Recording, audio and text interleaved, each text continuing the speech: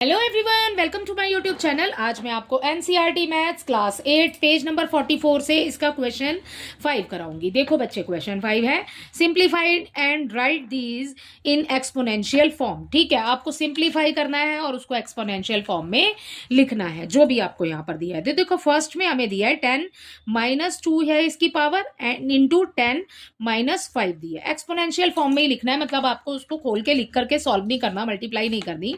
तो क्या करना है, लॉ ऑफ एक्सपोनेंट अगर आपको पता है बच्चे, हमने बहुत सारे सम्स कर लिए, हमने 7th में भी किए थे। ठीक है, लॉ ऑफ एक्सपोनेंट अगर आपको पता है तो आप इजीली सॉल्व कर लोगे, क्योंकि बहुत ही इजी क्वेश्चंस है। देखो, जब हमारे पास, अभी मैंने प्रीवियस क्वेश्चन में भी आपको ये बताया, जब हमारे पास बेस सेम होता है और पावर अलग होती है तो हम क्या करते हैं, बेस को लिखते हैं एक बार, है ना।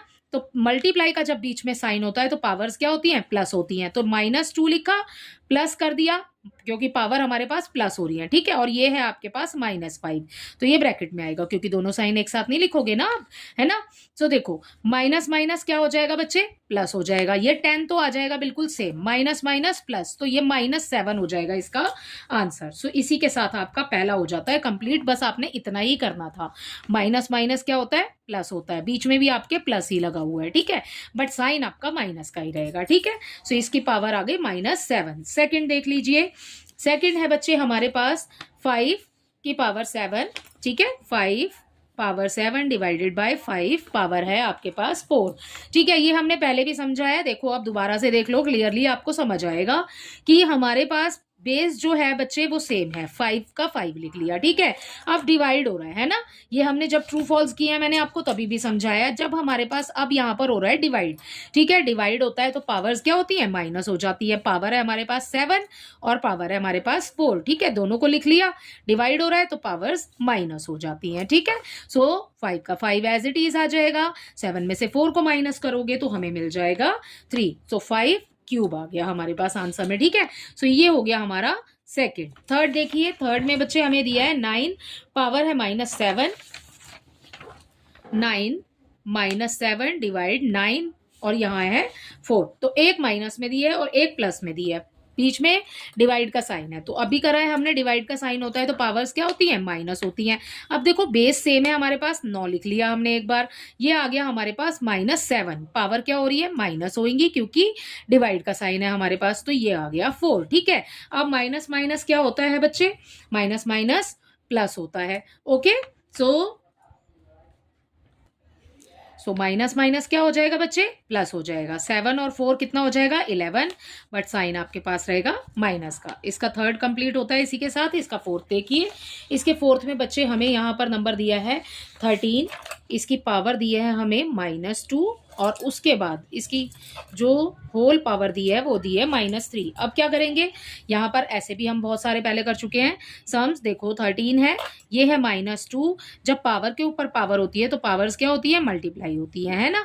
सो 2 की मल्टीप्लाई 3 के साथ हो जाएगी, 2 3 ज़ा 6। ठीक है, तो 13 तो बेस है हमारे पास, सेम आ जाएगा बिल्कुल। और उसके बाद जो एक्सपोनेंट है वो कितना हो जाएगा बच्चे, वो हो जाएगा प्लस का 6 आएगा, क्योंकि माइनस माइनस 2 बार है, जब 2 बार होता है तो कैंसिल हो जाता है ना। सो प्लस का 6 आएगा। सो आप यहाँ पर प्लस का साइन लगाने की आपको जरूरत नहीं है। सो आंसर में आप 13 की पावर 6 ऐसे लिख सकते हैं इसको।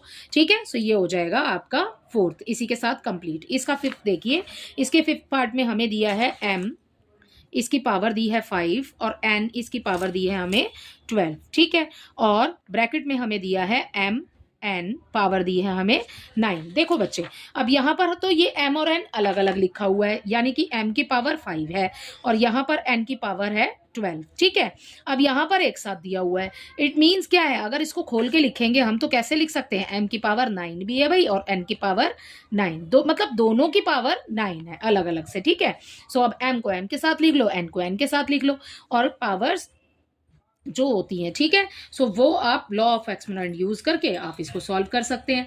ठीक है, देखो कैसे करेंगे। ये हो गया m, इसकी पावर हो गई हमारे पास 5। जब बीच में मल्टीप्लाई का साइन होता है, यहाँ पर कोई साइन नहीं है ना, मल्टीप्लाई का साइन है। ओके, जब मल्टीप्लाई का साइन है सो पावर्स क्या होती हैं, प्लस हो जाती हैं। सो ये हो गया 5 और ये हो गया हमारे पास 9, तो पावर हो जाएगी प्लस। ठीक है, अब ये है 9 की पावर 12, तो हमने पहले ही लिख लिया था। अब n को हमने किया अलग, तो 9 आ रहा है ना n की पावर, तो यहाँ पर ये भी हो जाएगी हमारे पास प्लस।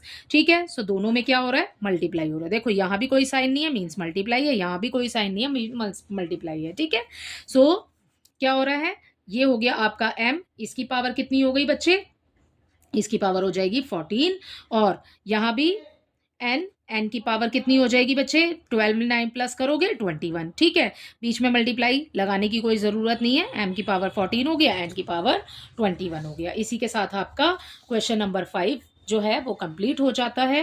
क्वेश्चन नंबर 6 देख लेते हैं, इसी में ही क्वेश्चन नंबर 6 है, if 12 raise to the power 2, ठीक है, या 12 का स्क्वायर अगर आपको दिया है तो उसका आंसर होता है 144। ठीक है, अगर आप 12 का स्क्वायर करते हो तो 144 आता है। सो आपको ना यहाँ पर देखो सारे नंबर 12 ही है ना, 12 ही है, बस डॉट लगा हुआ है, डेसिमल लगा हुआ है ना।